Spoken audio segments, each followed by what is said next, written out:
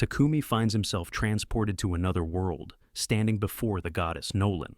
The first thing she does is offer a heartfelt apology, explaining that his summoning was a complete mistake. She reveals that when a summoning spell is cast, it typically targets a random group of Earth's losers to transport them to another world.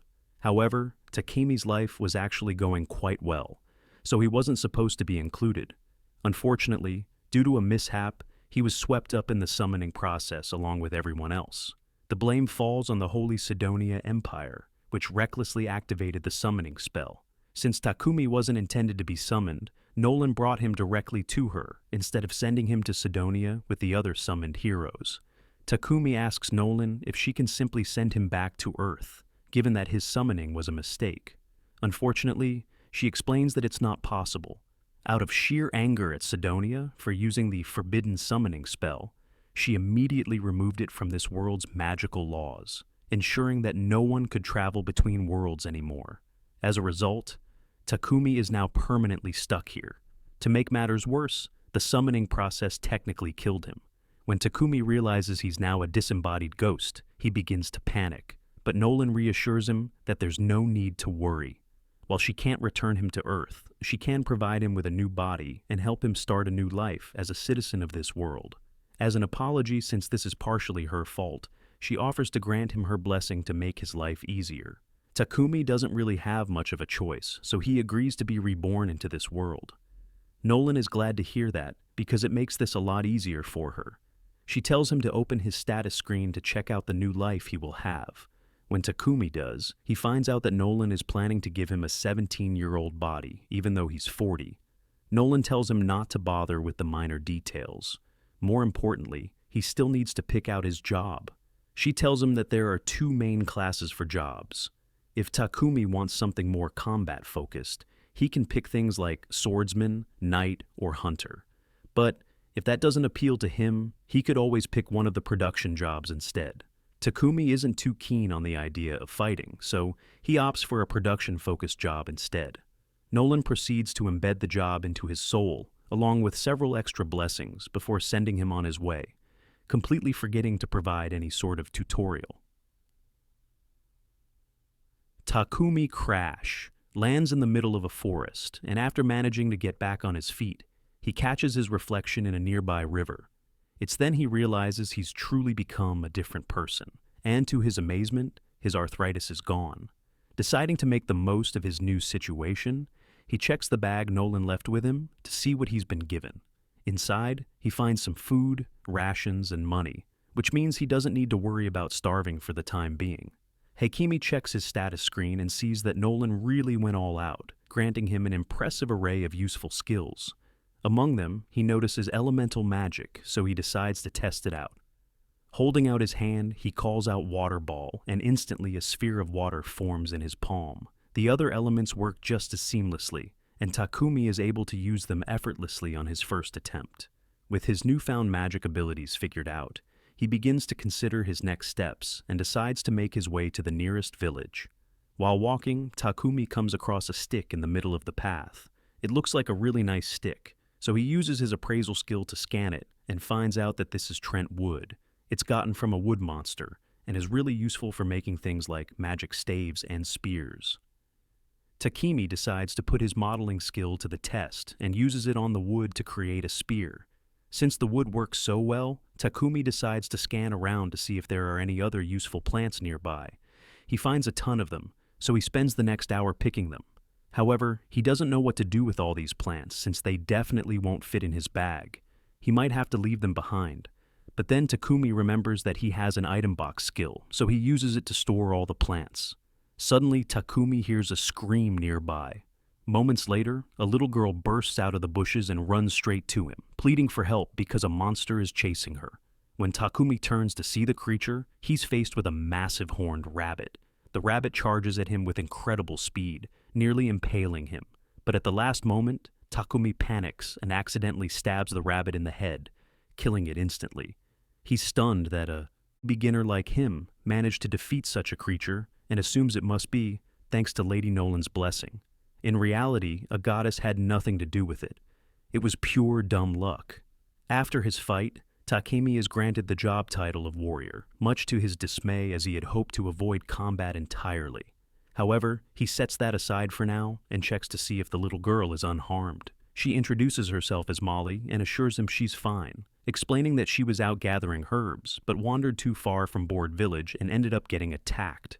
When Molly mentions a village, Takumi gets excited and asks if he can go there. Molly agrees to guide him, but first points out that the rabbit's meat is delicious and asks if he's planning to take it with him. Realizing it would be a waste to leave it behind, Takumi stuffs the rabbit into his item box. Only then does it hit him that he just revealed his item box skill in front of Molly, even though he intended to keep it a secret. Resigned to his slip-up, Takumi follows Molly as they begin their journey to the village. At the same time, the other people who got summoned have just arrived in the Empire of Sidonia, and they are incredibly confused about what's going on. None of them are hurt, but they have no idea where they are. All of a sudden, they hear someone call out to them as heroes. A woman approaches and tells them that they are no longer in their original world, and that they have been summoned to use their power as heroes to save this world. She introduces herself to them as the Empress of the Sidonia Empire, Elizabeth, and one look at her face makes the kids realize that she's shady as hell. Just then, Akani's unique skill kicks in, and it seems Nolan granted her the blessing of revelation. If she follows her gut instinct, he will naturally arrive at the right answer. And right now, Akani's gut is telling her that Elizabeth is a traitor, so she can't be trusted. By the time Takumi arrives in Board Village, Molly's parents come out to greet him and thank him for rescuing their daughter. Molly's father introduces himself as Banga, while her mother is Martha. They express their admiration for Takumi, assuming he must be a very responsible person to have traveled such a long distance on his own. Hakumi takes the opportunity to ask if it would be possible for him to stay in the village for a while, explaining that he has nowhere else to go. Banga and Martha warmly welcome him, but mention that, unfortunately, there isn't an inn in the village, so there's currently no place for him to stay.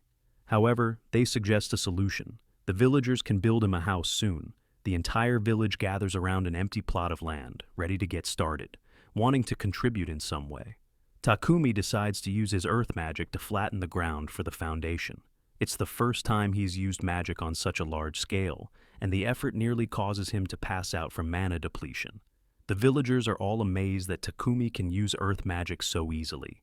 Takumi asks if they think he just did something strange, but they tell him not to worry about it since he has taken care of the foundation. The rest of them get to work assembling his house for him.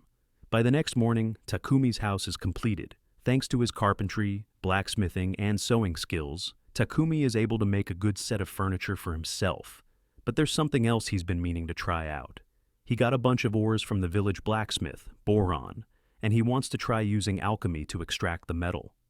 Takumi finds himself with iron ore, silver ore, copper ore, and even some magic iron ore.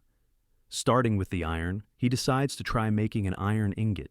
Normally, this process would require a large furnace and several hours of labor, but thanks to his alchemy skill, he's able to do it instantly. However, the process consumes a significant amount of his mana. His first attempt at ore extraction is a success, and Takumi is thrilled with the result.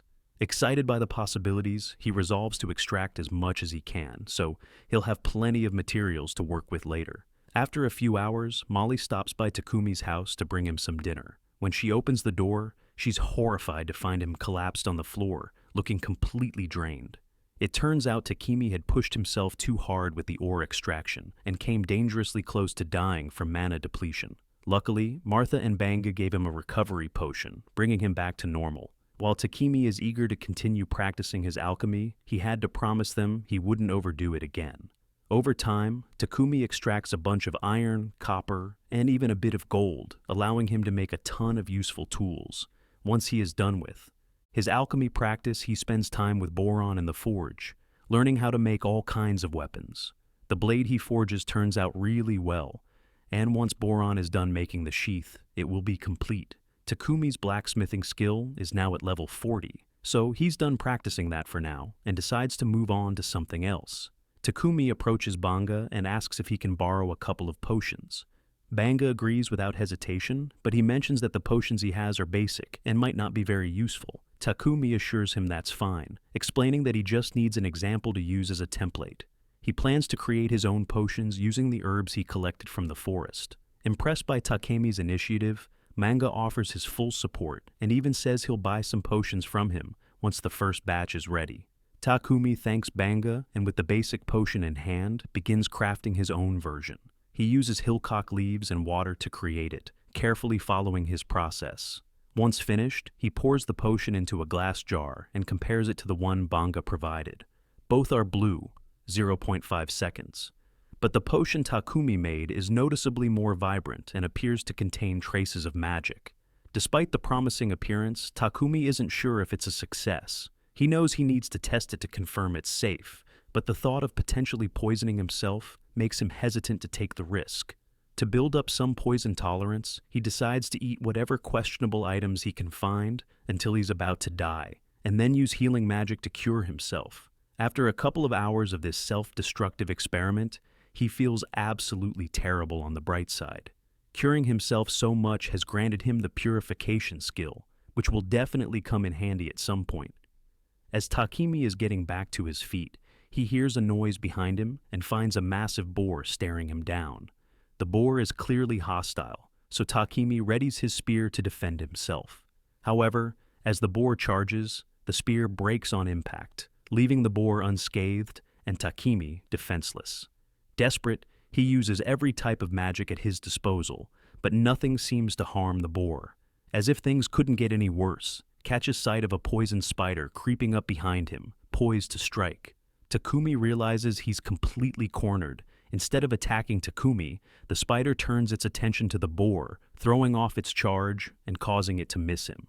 However, the boar isn't backing down and continues its assault, leaving Takumi with little time to react. So far, none of his physical attacks have worked, but there's still one tactic he hasn't tried. As the boar charges at him again, Hachimi leaps into the air and, at the moment of impact, uses his alchemy skill on the boar's head to break it down. His quick thinking pays off, allowing him to survive the encounter. Now that he's safe, Takumi decides to check on the spider, since it helped him out earlier. The spider is in really poor shape after being hit by the boar. Takumi decides to heal it so it doesn't die. Afterwards, he gets up to return to the village, but then he receives a notification telling him that he has successfully tamed the spider. He didn't realize it was even possible to tame a spider, but he's hesitant to take it with him since spiders are considered dangerous monsters. The spider gives Takumi an adorable look with its cutesy eyes, and despite everything, he decides to accept it as his pet. To make it official, he names her Maple. Not long after, Takumi returns to the village, proudly showing off the massive boar he managed to kill. The villagers are impressed by his feat, but their amazement grows even more when they see the poisonous spider he's tamed. No one has ever accomplished such a thing before, leaving them in awe of Takumi's abilities. Putting that aside, Takumi suggests that the villagers share the boar since there's no way he can finish it on his own. That evening, the village throws a grand feast in his honor while everyone else is enjoying the festivities. Banga approaches Takumi with the valuable leftovers from the boar and advises him to sell them in the nearest city, Bolton. With that, Takumi decides that Bolton will be his next destination. Meanwhile, Goddess Nolan has been keeping an eye on Takumi and is delighted by how well he's doing. One of her fellow goddesses questions her intentions, asking what she hopes to accomplish by giving Takumi such extraordinary treatment. After all, she provided him with a special body, a unique blessing, and even sent him back an entire year before Sidonia activated the summoning spell. Nolan, however, simply replies that she doesn't have any specific motive. She's just following what she believes to be the right thing to do.